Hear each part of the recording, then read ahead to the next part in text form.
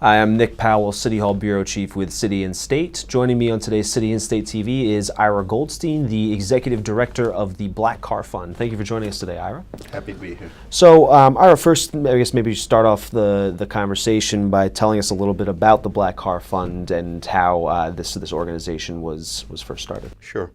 The Black Car Fund has been in place for about 14 years. There was the decision about 15, 20 years ago that the state and the industry wanted the drivers to have workers' compensation benefits. And since the industry is mostly independent contractors, they wouldn't have it under normal circumstances. So the Black Car Fund was put into place. It was created by state law so that the drivers would have the workers' compensation coverage. It works on a little different than a normal insurance company where we don't place premiums on a particular driver or base. We work on a surcharge. There's a 2.5% surcharge that is added to every ride that is performed by a black car driver. And that goes into a pool that enables us to be a self-funded, self-administered program. So black car drivers have complete workers' compensation benefits. Interesting. And this statute is locked in for permanently? Yes. Okay. Yes. And how is the fund managed? I mean, who oversees it? I mean, are there stockholders? Are there things like that? Or we're a nonprofit. Okay. We have a board of directors, 9 members. 5 are appointed by the black car industry. And then the other 4 are political appointments: the governor, the speaker, the assembly speaker, and the secretary of state. Okay. I wanted to talk a little bit about some of the stuff that's going on in the city, especially around the Vision Zero plan. Sure. So we have a bill that passed the council, Intro 272. I believe it passed 48-1 in the council. It hasn't yet to be signed by the mayor, but that seems to be just a mere formality. And as I understand it, the bill would aggregate points issued by the Taxi and Limousine Commission and the DMV for the purpose of suspending and revoking licenses for repeated reckless drivers. So can you give us a little bit of a sense of kind of the nuts and bolts of this bill and how that would be Sure. administered? In 1998, the TLC had a major set of reforms. At that time, part of it was they put 2 programs in place. One was called the Critical Driver Program, which was DMV points, and the other was Persistent Violator Program. That was TLC points. And at the time, what it was is if a driver accumulates 6 or more points in either of the programs separately, he could be subject to a 30-day suspension. And if he in a 15-month period, and if he accumulated 10 or more points in the same 15-month period, he would be subject to revocation. But they treated both those programs independently. What 272 does is it combines those 2 programs together for point purposes, which I think is going to be it's very onerous. It's going to result, I think, in a lot of good drivers losing their license unnecessarily. Interesting. And can you give us a sense of the point system for these drivers? I mean, is it similar to just whatever the point system would be for a common vehicle, motorist, or is this something that's specific to the industry? Sure. The DMV points mirror what you or I having a regular driver's license would be. And then the TLC has their own point system.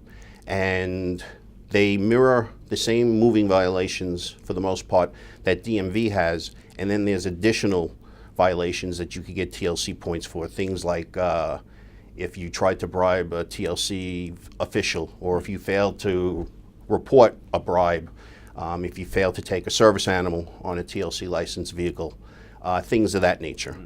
So the real reason that I think that this is going to be it's poor policy is because now it's not just the adding of those points together, but it's also that the TLC, there's a couple of reasons. The TLC now has this special enforcement unit that's going to have radar guns and be specializing in being trained by NYPD in how to enforce all these other rules that they have in place.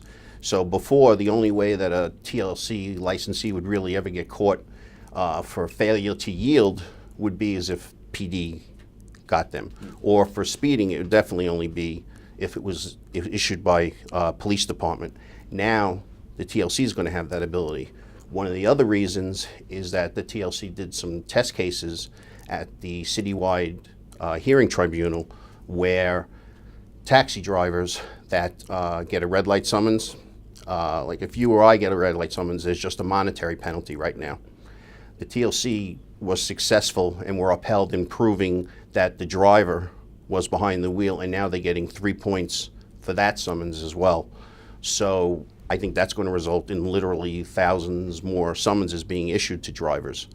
The other thing is, when this was first passed back in 1998, there were less infractions, and the infractions were of a lower points. So it's much easier now for a driver to get points. And I've been hearing anecdotally stories of good drivers that have been on the road 15, 20 years, had a bad week, and they're in danger of losing their license or being suspended.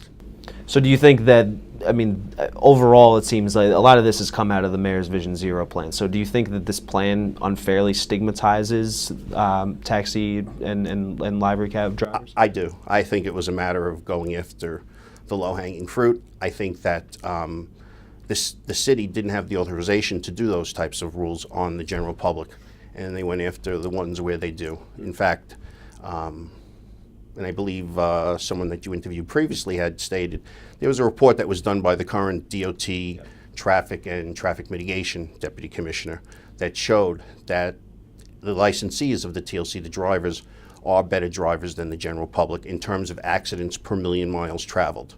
So you take into account that you're talking about safer drivers in the first place. They're already being held to a much higher standard in terms of when they face suspension or revocation, and now they even made it more difficult. I think it's bad policy, and it's not just because I'm in the industry and I'm supposed to be advocating for my industry. What you're going to end up doing is you're going to end up taking experienced drivers off the road. You want experienced drivers. They're professionals. That's why they show that they get in less accidents than the general public. Now you're going to have more new people on the road, and it's also going to be harder to recruit people to come work in this industry. Because when you can face a situation where you can lose your livelihood so easily, in a sense, it's going to be, I think the long-term effects are going to be just the opposite of what the mayor is trying to accomplish with Vision Zero. Right, right. And so obviously you've lobbied against this bill, and I'm sure some of the other legislation that maybe targets these drivers. So I'm curious. I mean, when you had conversations with people like Councilman Adonis Rodriguez, who heads the Transportation Committee, or any of the other councilmen that you may have talked to, were they receptive to your point of view, or I mean, was this kind of just swimming with the political current, so to speak? I think ultimately it shows that it was swimming with the political current, but there were, in all fairness, there was one accommodation that was made, really. They feel it was two. One was that the TLC would in the past, only gave you 2 points credit for taking a point reduction course. They upped that to 3. However, DMV, you or I, we would get 4 points credit. So they went from 2 to 3. The other thing was, the way the law was written previously, it said that the driver would get a 30-day suspension if he gets to 6 points. So the law was changed now to say up to 30 days. But in practice, that meant absolutely nothing, because the TLC, when they would bring hundreds of these critical driver summonses at one time, drivers were getting away with just a financial penalty, a monetary penalty, with no suspension. Right. So they already had the authority, judicial efficiency, to be able to lower the amount of the 30 days. So they codified it, but it really didn't mean anything in practice. Right, right. And I just wanted to finish up by just asking you a couple of more general questions about the Vision Zero plan. I mean, there's, I guess, a bill that recently passed, or I think today in Albany, about the speed limit.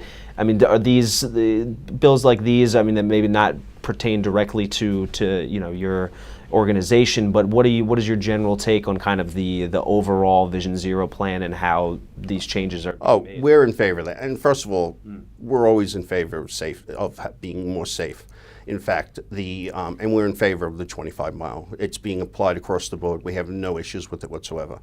Also, through the Black Car Fund, We have our own Driver Safety Institute where we pay drivers that are affiliated with member bases, we pay them $300 to take an enhanced defensive driving class. So we take it pretty seriously, safety.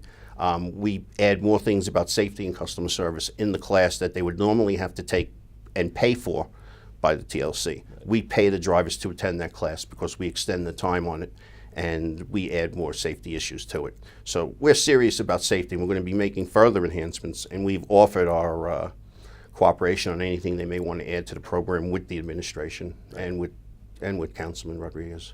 And of course, the TLC has a new commissioner now, Mira Joshi, who replaces David Yaski under the previous administration. Have you had a chance to sit down with Mira and to hash out some of the issues that you may have had with some of the Vision Zero stuff? Yeah, and what do you yes. think of her, just generally, her? I think the world of Mira. I did not work with her when I was at the TLC, but I knew her previous to her coming to the TLC. And I think that she's a well thought out, deliberative person. I think that if she's allowed to do her job, she will do a fantastic job. Great. Ira Goldstein, Executive Director of the Black Car Fund. Thank you for joining us today. Thank you.